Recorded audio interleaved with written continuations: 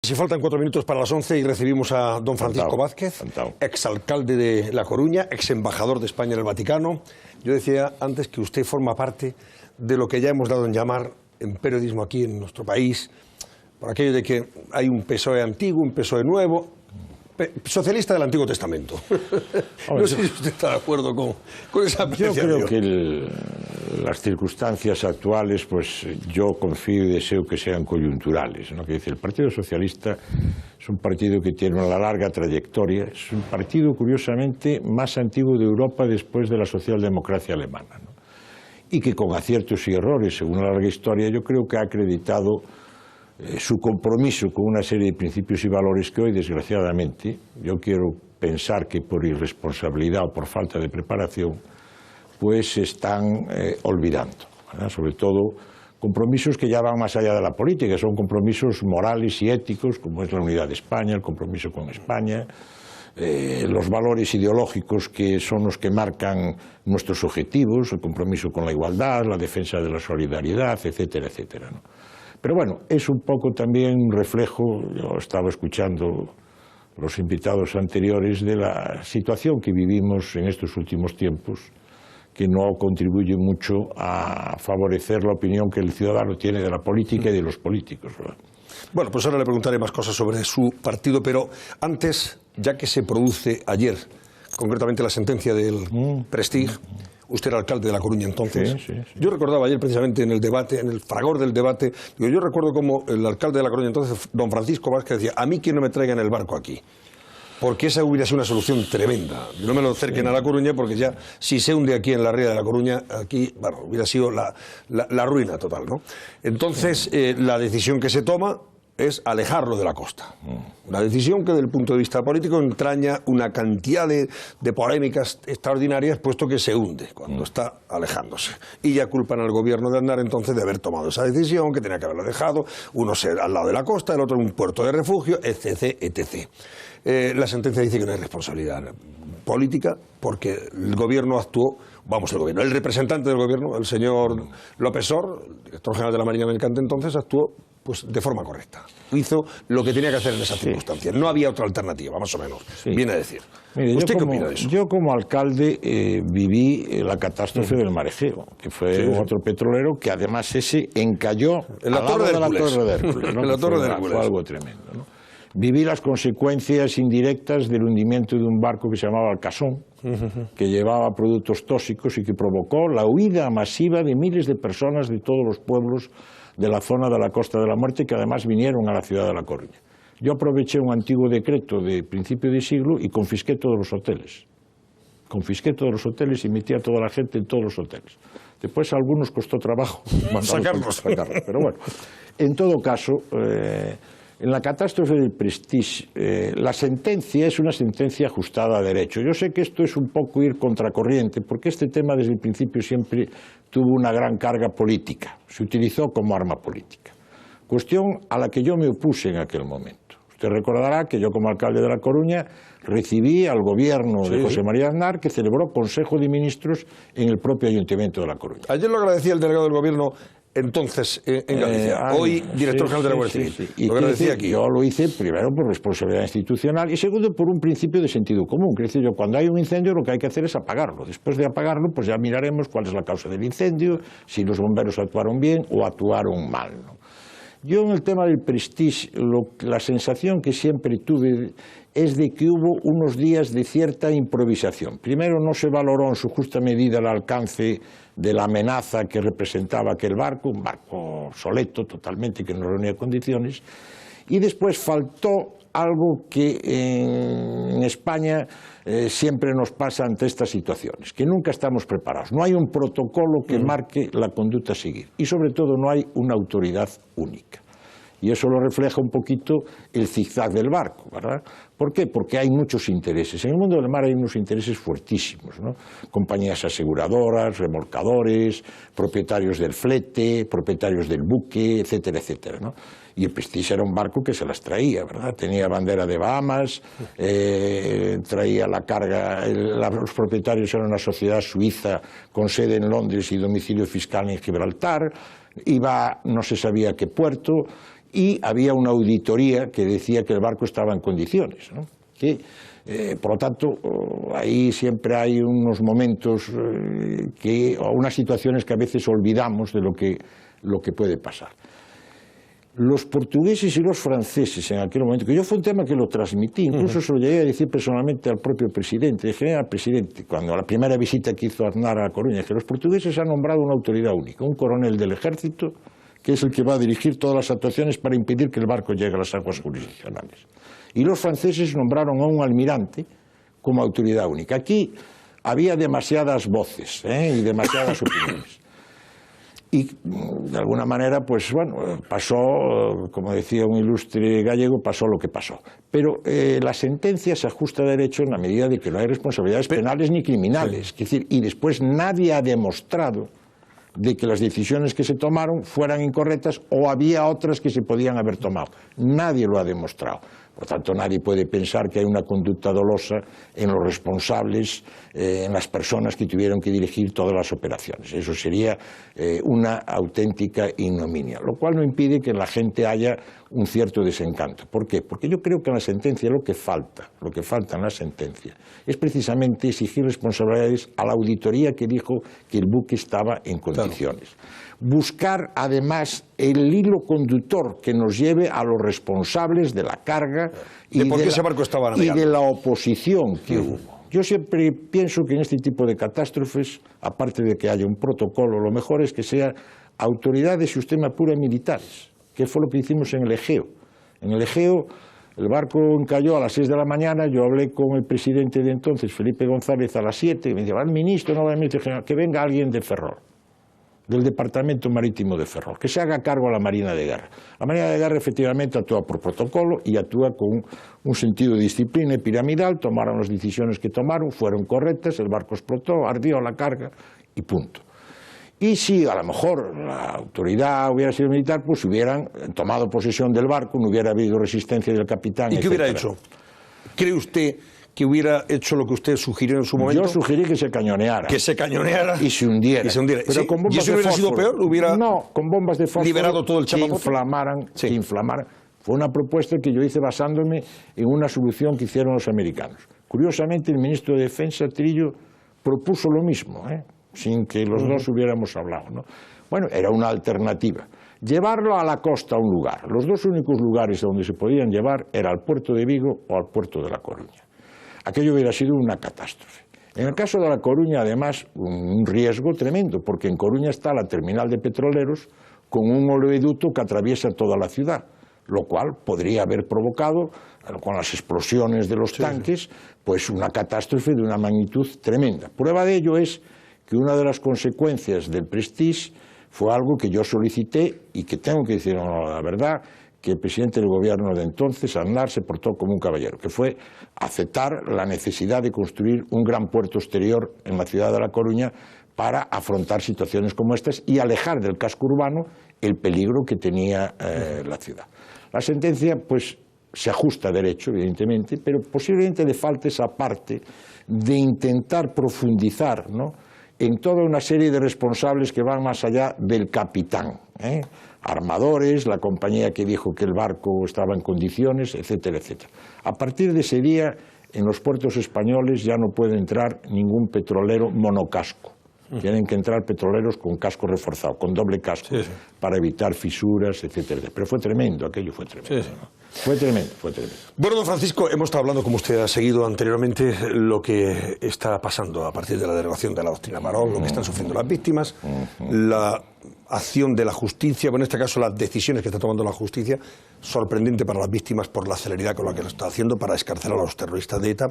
No sé, ¿cómo valora usted esto? Desde Hombre, a mí me produce... impresión personal y también como hombre de A mí me produce, como usted comprenderá, me produce un disgusto profundísimo, ¿no? Precisamente hablaba con la presidenta, que me saludó muy cariñosamente. Yo en mi vida política, todas las elecciones iba a dar un mitin al País Vasco para expresar mi solidaridad, mi pequeña solidaridad con todos los políticos de todos los partidos que estaban sufriendo aquellas condiciones tremendas, ¿no? Porque no hay que olvidar que ETA exterminó a Unión de Centro Democrático. Unión de Centro Democrático en el País Vasco la exterminó. Sí, sí. Mataron a todos, es decir, no quedó nadie, mataron a todos. La UCD fue una cosa tremenda. Mataron. Ayer hablaba con la viuda de un compañero que yo hasta me emociono, el recuerdo, que fue el Poto, Fernando Mújica. Ayer hablaba con la viuda de él, con Mapi, ¿verdad? Hablábamos de esta situación. Pero claro, lo grave, lo que no podemos entender es que en estos momentos esta gente está cumpliendo sus objetivos políticos. Gobiernan el Ayuntamiento de San Sebastián, gobiernan la Diputación Foral de Guipúzcoa, no han entregado las armas, no se han arrepentido, no, de alguna manera, lo que era una derrota, como la que tenían, para ellos se está convirtiendo paulatinamente en una victoria. Hasta, si me apura usted, empiezan a tener una actitud de victimismo, como si la sociedad toda estuviera en contra de ellos. Entonces, esto viene por causa, fundamentalmente, de que en su momento los políticos no fuimos capaces de llevar a cabo una reforma del Código Penal como se exigía.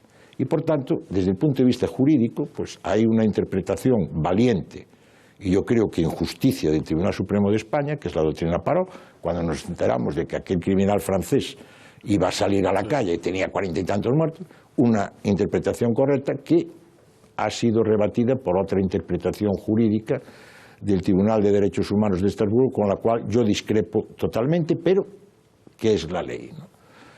Y ahora yo creo que ha faltado esa decisión de también utilizar los resortes que nos da la ley, ¿verdad? Pues para que en esa aplicación pues se pueda buscar esos resortes, esos recursos que permitan, bueno, no asumirla con un carácter de universalidad, que ponga a la calle a los asesinos de la ETA.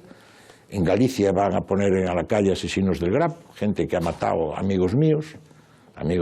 Hoy han puesto en la calle dos expolicías, lo hemos comentado antes, en mi gran Pontevedra. Criminales de derecho común, claro. Los violadores, lo cual, claro, pues genera todavía pues mayor crispación en este país.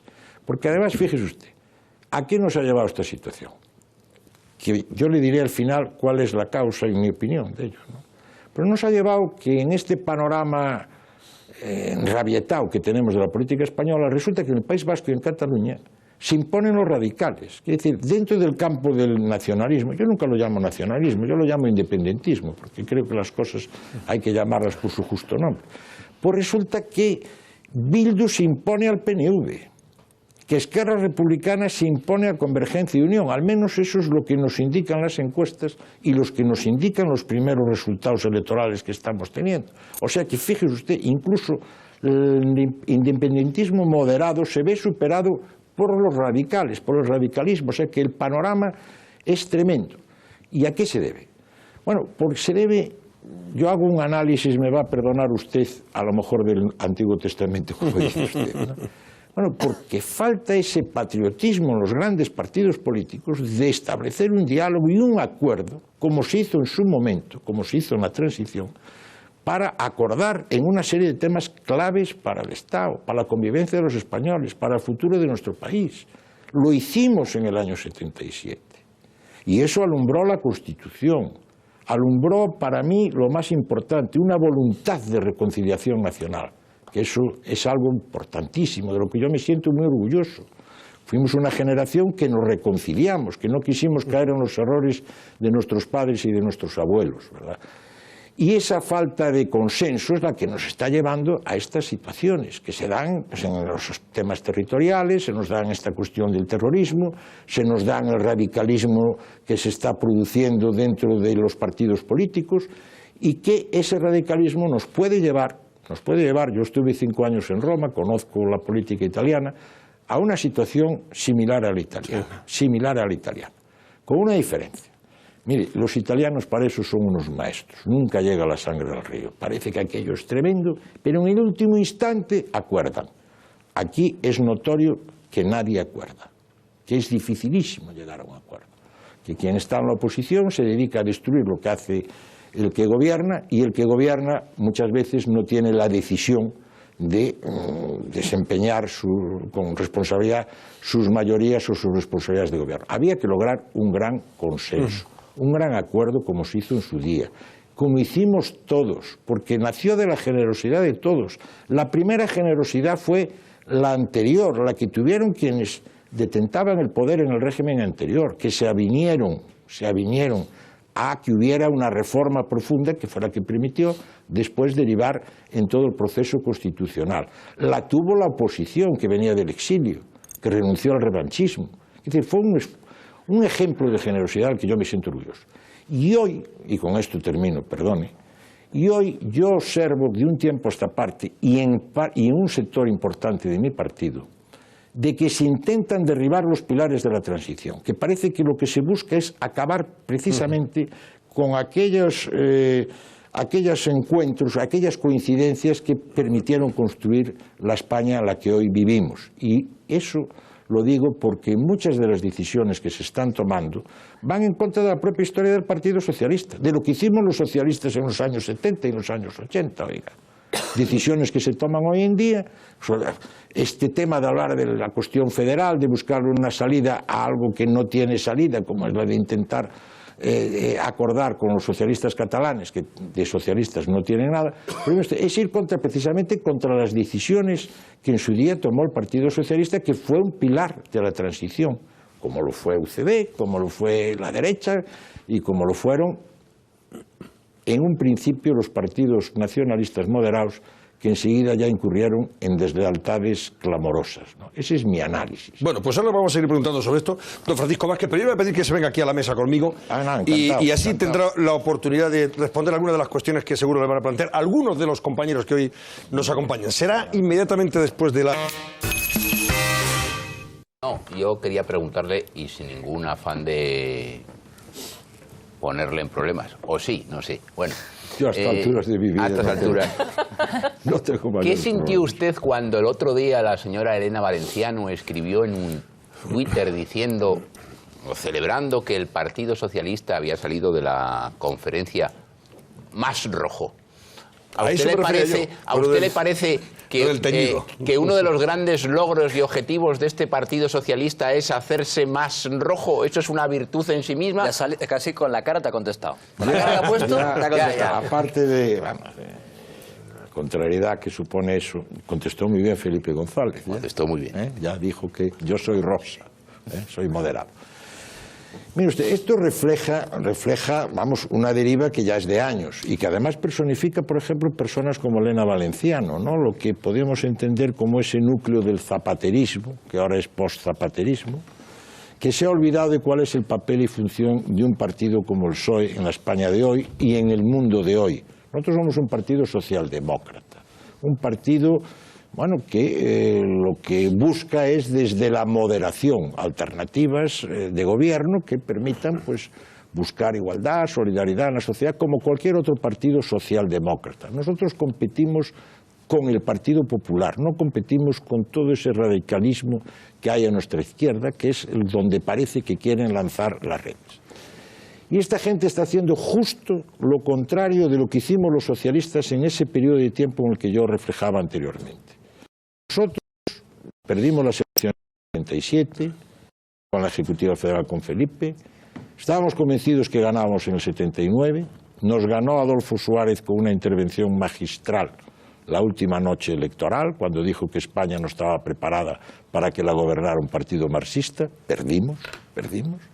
Entonces nos dimos cuenta que todavía teníamos mucho lastre del pasado y acometimos un congreso extraordinario, ideológico, en el cual abandonamos el marxismo como fuente de interpretación para la acción política. Y eso nos permitió ganar las elecciones. Nos homologamos con los socialistas alemanes, con el laborismo inglés, con el socialismo francés, y a partir de ahí, pues el Partido Socialista inició una andadura normal y lógica que corresponde a un partido de centro-izquierda. Por tanto, a estas alturas, venir con esos discursos demagógicos y populistas, hablar de una izquierda que Es una izquierda muy marcada por ese radicalismo propio, pues por un lado de comunistas y por otro lado de los que están aprovechándose en movimientos de calle de la situación que hoy vivimos y tal. Homologarnos ahí es simplemente pues alejarnos de toda nuestra estructura electoral, alejarnos de nuestros simpatizantes y en muchos casos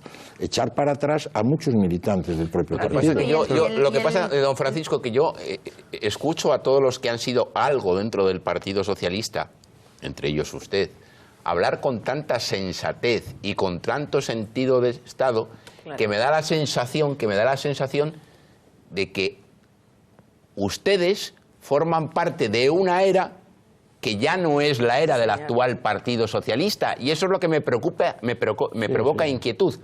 No por el Partido Socialista, porque yo reconozco abiertamente que nunca he sido socialista, sino porque creía en el gran papel que podía jugar un Partido Socialista moderado como gran vertebrador de la sociedad. Eso a mí me inquieta, no por el PSOE, por el conjunto de los españoles. Bueno, y nosotros opinamos en la medida, porque sin ponernos de acuerdo, quiero decir, yo he visto en este programa pues hablar a José Luis Corcuera, sí, a todos los que a han Enrique sido. Mújica, a todo el mundo, ¿no? Bueno, por lo menos intentamos que en el seno del partido puedan surgir nuevas personas o nuevas corrientes que asuman la línea que históricamente ha tenido este partido. Pero deme un nombre. ¿Quién asume de los jóvenes hoy en el Partido Socialista? Eduardo Madinano, Carmen Chacón, no. Mire, esas personas están vinculadas precisamente a... Hombre, ¿hay alguna promesa nacional? Yo espero que el alcalde de Toledo... ¿Susana Díaz, por ejemplo? Susana Díaz puede ser el alcalde de Toledo, el nuevo secretario general de Galicia, que me ha causado muy buena impresión, Gómez Besteiro. Yo creo que surgirán, porque van a hacerlo surgir el pueblo a la hora de votar. Claro. Es decir, a la hora de votar se va a expresar el rechazo hacia un partido que no tiene claro cuál es su compromiso con España, que hoy habla de federalismo, mañana habla de confederalismo, que parece que tiene más interés en en dialogar y darle una salida a quienes están claramente instalados en posturas secesionistas e independentistas como son los nacionalistas, a los cuales hay que de una vez por todas decirle, miren ustedes, el campo de juego es este, ¿verdad? Y a partir de ahí, pues lo que ustedes quieran. Pero de esto, si no, no hablamos de nada.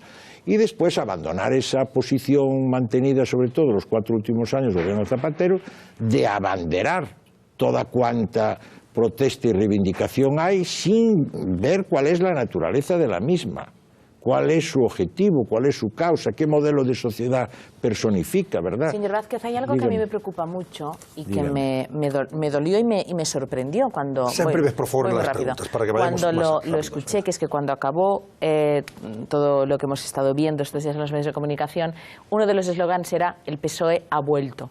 Claro, a mí lo que me preocupa es que el PSOE no estuviera durante un tiempo. Es decir, el PSOE como partido muy importante en la historia de este país, en la historia política de este país, tenía que ser el eje vertebrador de la oposición. Y estoy muy de acuerdo con lo que dice Jaime, ¿no? Es decir, usted que ha estado y ha sido siempre una persona moderada, una persona que da gusto escucharle, que efectivamente habla como un hombre de Estado, a mí lo que me preocupa es que el PSOE diga "el PSOE ha vuelto", cuando en realidad no debería haberse ido nunca, señor Vázquez.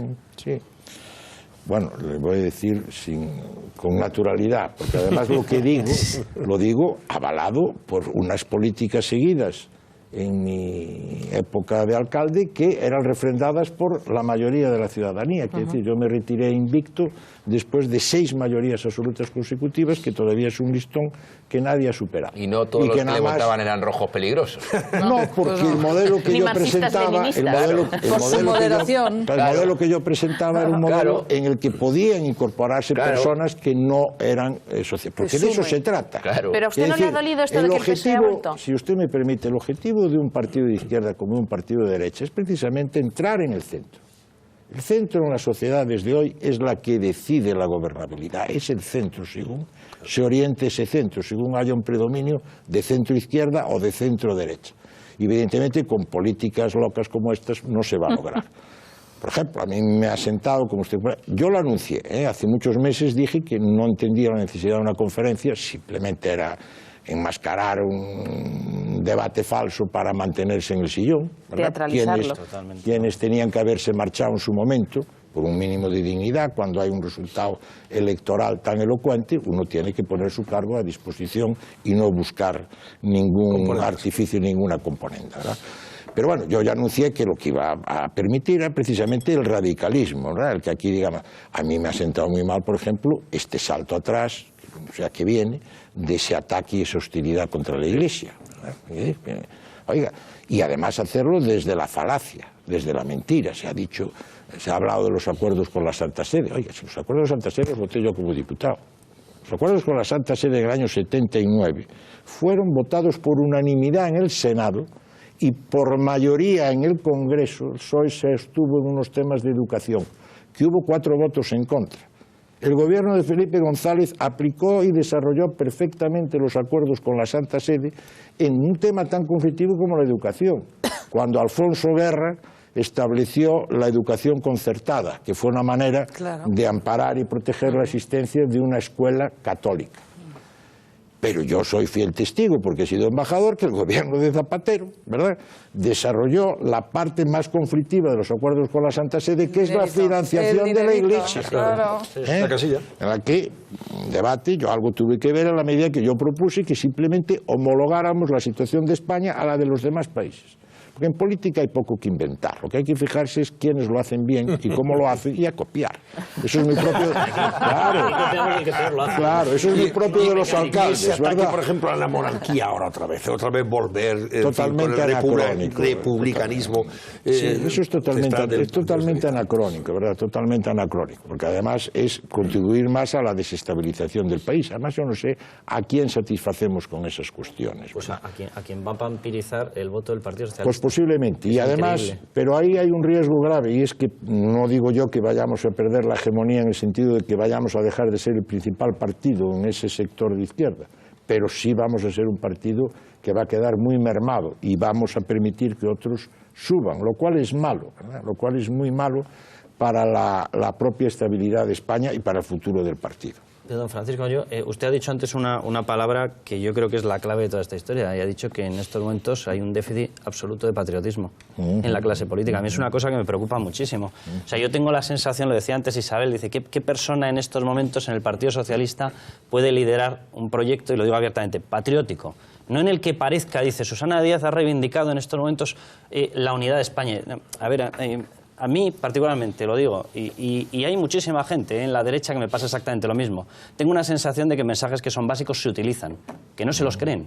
O sea, que no hay un sentimiento patriótico de servicio público, que no hay un sentimiento de decir, hemos llegado a la política para atender que se habla a los de ciudadanos, España con complejo. a los españoles, que hay miedo a llevar una bandera, que hay miedo a sentirse español, que hay miedo a reivindicar políticas nacionales en cada rincón de España. Que hay miedo a reivindicar a figuras de nuestro partido, a Indalecio Prieto, ¿verdad? Un patriota que supo defender España en el País Vasco, que murió diciendo España, España, a don Fernando de los Ríos, a Julián Besteiro, ¿verdad? Y someterte pues a esa situación triste que los que tenemos cierta edad conocemos de ser compañeros de viaje, ¿verdad?, de las fábulas comunistas que han inventado los comunistas con respecto a la propia historia. Yo a Susana Díaz le daría trayectoria. Un margen de confianza. Yo le daría trayectoria. A mí me ha gustado y creo que ha sido valiente en el discurso que ha pronunciado en esta conferencia y en los primeros pasos que ha dado, ¿verdad? Porque además, mire usted, es decir, aquí el problema que tenemos es que hay una deslegitimación en el mensaje socialista, porque el ciudadano de a pie, cuando ve quién lanza los mensajes, pues no se lo cree, porque es a quienes les achaca la responsabilidad de muchos de los problemas que hoy tenemos. Es decir, el problema que tenemos nosotros es que siga al frente pues Pérez Rubalcaba, que sigan personas que están en el entorno de una etapa, bueno, pues que para muchos españoles es una etapa nefasta en el sentido de que no hubo las decisiones, no se tomaron las decisiones pertinentes para afrontar los problemas de la crisis y lo que es más grave, se reabrieron contenciosos que estaban ya aparentemente superados, como la cuestión territorial, como el nefasto Estatuto de Cataluña, como la cuestión religiosa, o como la ruptura de la reconciliación con la interpretación que se hizo de la Ley de Memoria Histórica. Y si no hay un viraje, ¿a dónde nos lleva esto? Porque a mí mi miedo es este. O sea, ¿a dónde vamos si sigue siendo el pivote de cada pacto de gobierno un partido nacionalista. ¿A dónde vamos? Si no se llegan a entender Partido Popular y Partido Socialista. Si no hay un eje de coordinación entre los dos con un discurso nacional. Yo a veces me pregunto en voz alta, ¿no? Pero ¿no será posible en el aspecto político hacer unos pactos de la Moncloa? ¿Tanto costará al PP y al PSOE conseguir acuerdos o entendimientos? Porque el Partido Popular, también es verdad que hay muchas sensibilidades dentro, pero el Partido Popular se ha anclado en la postura de decir yo voy a agotar el tiempo. Entonces yo voy a intentar que cuando lleguen las elecciones del 2015 la situación haya tenido las mejorías suficientes que me permitan justificar las medidas que he tomado. Y también se ha cerrado a la banda, también se ha cerrado a la banda, porque no ha abierto puentes para el diálogo, que yo creo que es un gran error. Yo creo que es también un gran error. Porque además al final las cuestiones son sencillas, porque es simplemente renovar el compromiso constitucional. Bueno, pues quizás no hay hombres de Estado ya, señor Vázquez. A lo mejor ya no hay hombres de Estado. Vamos a ver, rápidamente. Yo tengo una duda, porque me ha resultado ambiguo en una cosa, y discúlpeme con todo el respeto. Yo creo que siempre se ha declarado... No, bueno... Es que es empezar a hablar, y a de huellos. Probablemente sea... Tengo las... Vamos, yo sabe que yo estoy militando en el Partido Socialista, simplemente es que me ha llamado la atención porque yo creía que usted siempre se había declarado republicano y sin embargo ahora sí que considera que es un atraso, ¿no? El pensar en una posible sin duda alguna. Mire usted, yo soy republicano intelectualmente en la medida que entiendo y considero que el poder es un poder que tiene que emanar de la voluntad del pueblo. Pero yo soy sobre todo partidario de lo que es útil. Y de sentido común. En política lo importante es que quien gobierna sea útil a la sociedad con sus medidas. Y hoy por hoy, y fíjese usted lo que le voy a decir, y por muchos años la monarquía es útil en España. Porque la monarquía es el último dique frente a las pretensiones independentistas o secesionistas. La corona es al final la única institución capaz de aglutinar, aparte, como usted comprenderá, de la grandeza de la figura del actual rey, que es uno de los grandes pilares de esta etapa democrática que aquí vivimos, aunque sé que hoy eso no se dice. Pero el rey, y yo viví aquellos años, estaba en el Ejecutivo del PSOE, aparte de otras muchas consideraciones, renunció voluntariamente a todos los poderes que lo asistían y los cedió a los representantes democráticos para que elaboraran la Constitución sin tener ese lastre. Únicamente pidió que se respetaran las normas internas de sucesión propias de la Casa de Borbón, lo único. Eso fue un ejemplo de patriotismo único, extraordinario, ¿verdad? Siguiendo su discurso, dígame, que es un discurso socialdemócrata puro, que yo creo que efectivamente se entiende muy clarito. Y si me permiten nada más un pequeño paréntesis, cuando se dice Paco Vázquez es un político valiente porque dice lo que piensa. Siempre lo ha dicho. Le voy a decir una cosa, a mí siempre me deja muy preocupado porque digo, Dios mío, qué nivel tenemos los políticos, porque eso se salta como algo extraordinario cuando debería ser lo normal. Quiere decir, las personas tenemos que decir lo que pensamos y lo que sentimos y defender aquello lo que creemos.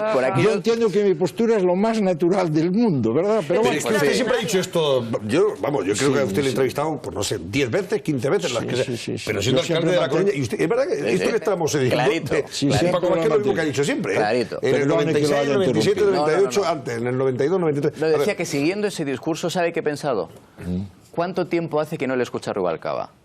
Entiendo que entiendo que para él debe ser mucho más fácil escuchar, seguir lo que le dice toda esa corte, que siempre le da la razón, le alaba el gusto y demás. A lo del Antiguo Testamento que dice Antonio, hace mucho que no les escucha. Yo así como le digo... Corcuera sí dice que coincide, por ejemplo, con Paco Vázquez, ¿verdad?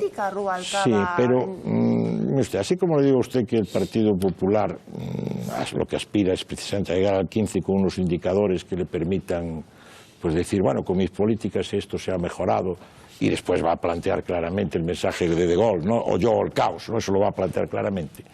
En el caso de Rubalcaba yo le diré que él está jugando, como casi siempre ha hecho en política, a ganador. Es decir, ¿qué dos alternativas tiene Rubalcaba? Una, que el partido no lo elija, pero que él diga, yo he sido el que he conseguido llegar a la situación de primarias y mantener el partido cohesionado o debatir. Puede decir eso, aunque lo que él intenta es otra cosa. es llegar dentro de 15 meses y a ver si puede ser candidato a presidente de gobierno. Pero suena la flauta y se erige en presidente de la coalición más loca que pueda haber en el mundo. Pero bueno, debería pensar en España y no en él, digo yo. Debería pensar en España y no en él. Deberíamos pensar todos un poquito más en España, ¿verdad? A ver, señor, déjeme poner la chincheta en el zapato. Digo porque puede pensarlo mucha gente de lo que ha sido lo que estamos viviendo hoy. Y lo decía antes de que llegara usted. Usted como senador, el Partido Socialista se ha negado en reiteradas ocasiones. Fui diputado del 77 al 2000. Fui más tiempo diputado, senador. Sí. Pues diputado y senador, me lo pone mejor todavía, es verdad. Bueno, pues todo el tiempo. Sí. Se ha negado durante todos estos años a aumentar las penas a los criminales, a los terroristas, a los narcotraficantes, a la cadena perpetua revisable. En el mes de septiembre Rubalcaba se negaba. Entonces, ¿no cree que con lo que estamos viendo, lo que estamos viviendo, no lo digiere ninguna sociedad como lo estamos digiriendo nosotros? ¿No debería esto coger por las solapas a todos los políticos, por muy partidarios de la reinserción, que yo también lo soy, y decir, oiga, la sociedad no puede tener violadores de vecinos, criminales, pederastas, terroristas? Usted me habla de unos periodos de tiempo dilatados en que gobernamos todos. Sí, pero el Partido Socialista se negó a cambiar las penas. Sí, en el tema del terrorismo yo quiero decirle que yo pertenezco a una generación que nunca quisimos hacer debate político del terrorismo, que siempre entendimos que el tema del terrorismo estaba por encima y que lo que había que hacer era trabajar todos en común. Y desde luego el Partido Socialista trabajó contra el terrorismo en los años que gobernó Felipe González, yo creo que con gran seriedad. A mí me avergonzó, si no digo esto no quedo tranquilo, me avergonzó que recibieran a Garzón para esta conferencia y pensé en mi compañero y amigo Pepe Barrionuevo, comprende usted, inspector de trabajo y amigo y compañero mío. ¿Qué pensaría Pepe Barrionuevo cuando vio que se recogía a Garzón como la gran esperanza de aportación ideológica? Menudo pájaro, ¿verdad? Pero bueno, al margen. Si no digo esto no quedo tranquilo. Pero la cadena perpetua revisable, ¿no le parece que en España tendría que estar puesta ya? Puede ser, pues sí. Ahora además, el debate social ya está lanzado en la calle. No, y ahora ya es una cosa que ahora los tenemos de vecinos. Ahora ya es tremendo y entonces va a haber un clima muy enrarecido, como hay en otras muchas cosas, ¿no? Que no va a permitir un debate tranquilo, un debate en que hablen pues quienes tienen que hablar muchas veces, que son los académicos, y ya va a ser. Y el desafío separatista, ¿cómo debería afrontarse? ¿Cómo se está afrontando, en su opinión, si es la correcta o no? Ya, no solamente por parte de su partido, que ya tiene ha expresado sus dudas y sus críticas. Mencioné a Prieto, porque a Prieto ni saben quién es la mayor parte de la ejecutiva que hoy hay en mi partido, ni saben quién es Prieto. Y lo digo porque yo soy persona que creo que hay que siempre conocer la historia. La historia, con el conocimiento de la historia nos permite, como se dice normalmente, intentar repetir aciertos y intentar evitar errores. Esta situación la hemos tenido otras veces. La hemos tenido, por ejemplo, en el Gobierno de la República, que actuó con tranquilidad, aplicó la ley. Y además quien firmó el decreto de estado de guerra cuando hubo la insurrección secesionista en Cataluña fue don Manuel Azaña, ministro de la Guerra, que a estas alturas nadie va a poner en entredicho su figura democrática, ¿verdad? Es decir, aquí lo que hay que trasladar con claridad es lo siguiente. Mire usted, el artículo 1 y 2 de la Constitución es el que es. Por cierto, el que votaron ustedes. Es el que es y el que además votaron ustedes mayoritariamente. Por tanto, a partir de ahí, no hay ninguna negociación sobre este tema. Hablamos de lo que ustedes quieran. Ellos lo que quieren hablar, una parte de ellos es del dinero, que es lo que a mí me encrespa como socialista que mi partido pueda prestar oídos a eso, porque es ir contra el principio más básico, que es el de la solidaridad de la persona. Y a partir de ahí, si ustedes plantean otra cosa, ya saben que ni siquiera vamos a hablar de eso. Y como ustedes tomen alguna decisión, se aplica la ley, con todas sus consecuencias. Punto y final. Pide usted que se acuerden de aquello que ocurrió en la República, pero se han cambiado hasta la forma de entender a Casanova, que aseguran que era un separatista catalán y era un señor que pidió entregar y dar la sangre por España y la libertad. Entonces ya a partir de ahí ya apaga y vámonos. Hace años, y yo lo dije en una conferencia en la Academia de Ciencias Morales, la Real Academia de la Historia Española publicó un informe que debían ustedes estar repitiendo continuamente. Un informe breve de 8 páginas que señaló que la educación que se estaba dando en España era una educación contraproducente desde el punto de vista académico, ahí están los resultados, pero sobre todo ideologizada y que transgredía la realidad histórica. Nadie le hizo caso al documento de la Real Academia de la Historia, que denunciaba el principal problema, porque el problema este deriva de la educación.